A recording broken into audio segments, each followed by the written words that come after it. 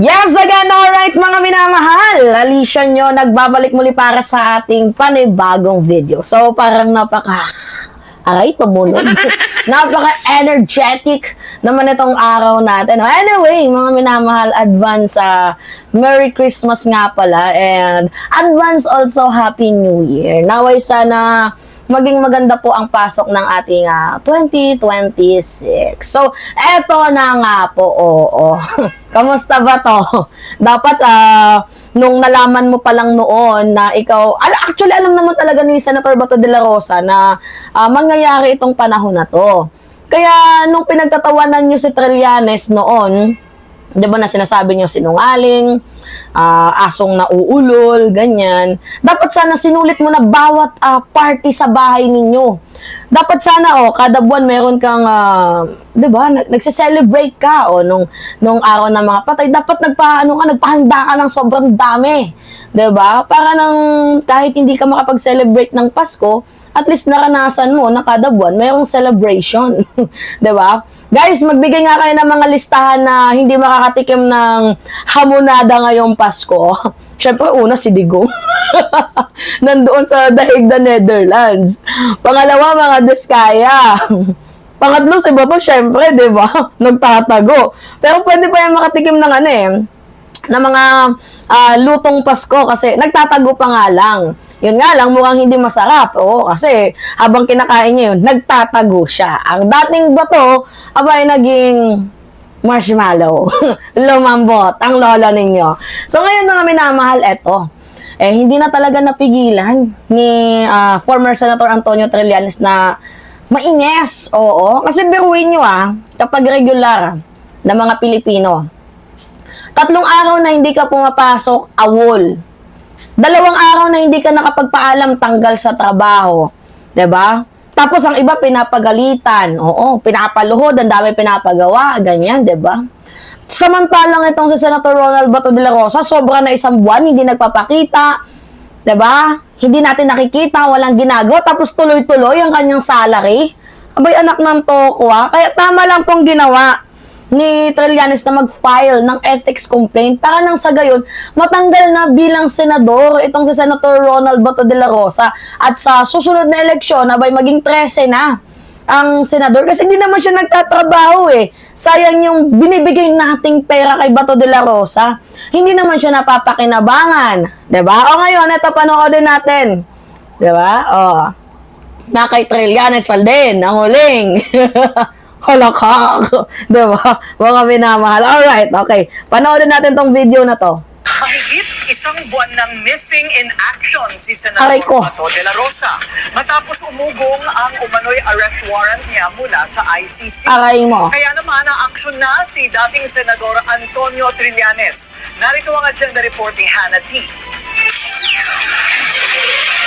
Maghahain daw ng ethics complaint si former Senator Sonny Trillanes laban kay Senator Bato de la Rosa. Yan ay kapag hindi pa rin siya pumasok sa Senado hanggang sa matapos ang regular session nila bandang June o July ng 2026. Inihayag yan ni Trillanes sa Agenda Weekend ng Billionaire News Channel.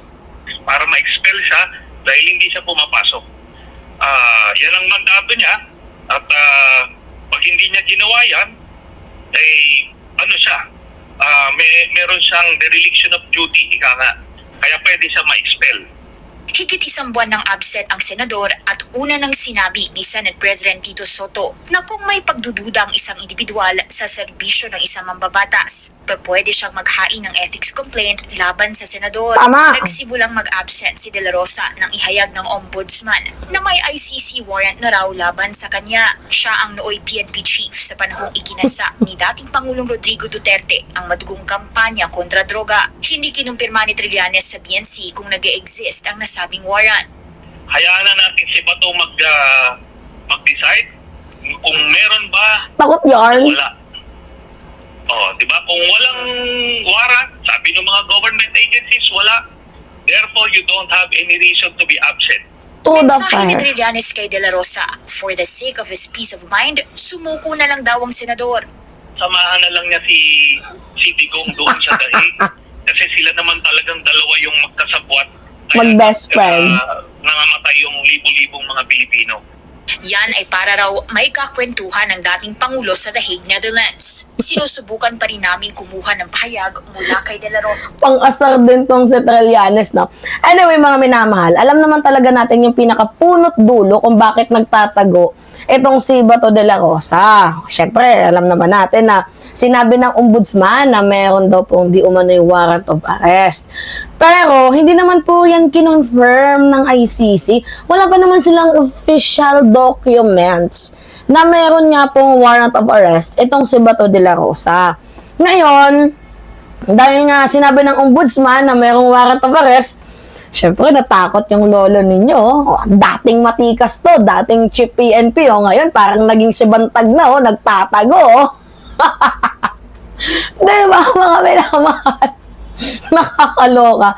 Parang si Bantag na din itong si Bato, nagtatag. Uy, baka nga magkasama sila eh. Hindi natin alam, no? Posible, mag-best friend yung dalawang yan. So, si Bato de la Rosa, hindi ka pa naman nahainan ng warrant of arrest. Bakit ka nagtatago? May kinakatakot ba? Natatakot ba? May tinatakasan ba? Kasi as far as I know, kapag wala kang kasalanan ginawa at alam mo ang katotohanan, hindi ka matatakot eh. 'Di ba?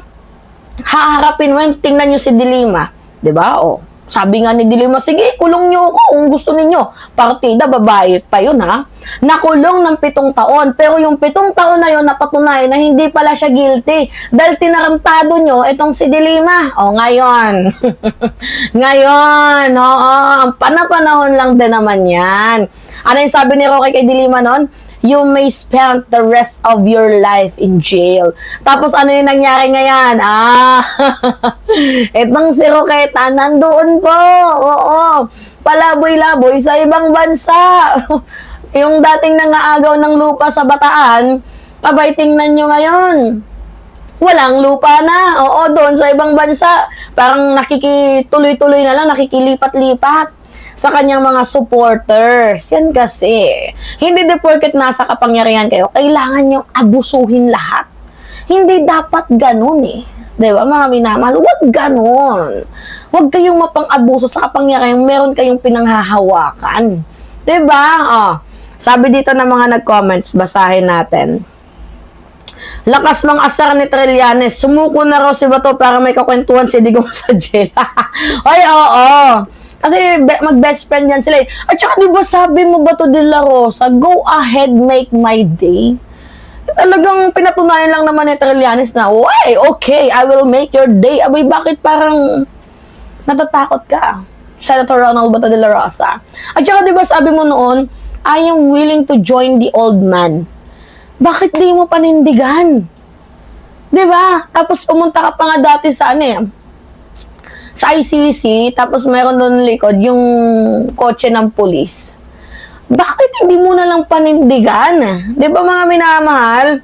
Tapos ito na nga yung sinasabi ko sa inyo, na bilang isang mambabatas, pangit naman ata tingnan na parang napaka-unfair sa mamamayang Pilipino na tayo nga, di ba? Isang araw na absent, pinapagalitan, magsusulat pa tayo ng reason natin, ganyan-ganyan. Di ba? Tapos pag senador, wala man lang awol. 'Di ba? Hindi niya man lang inisip na yung consequences sa kanyang ginagawa, 'di ba? Nahantong siya sa ganito. Anyway, mga minamahal, dapat baguhin yung batas na 'yan, 'di ba? Na kapag mga senador, dapat fair and square din sa mamamayang Pilipino. All right.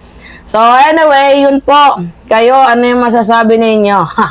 It's me again, Alicia nyo, mga minamahal. Nagbabalik muli para sa ating panibagong video. Maraming salamat at ingat, mga kababayan.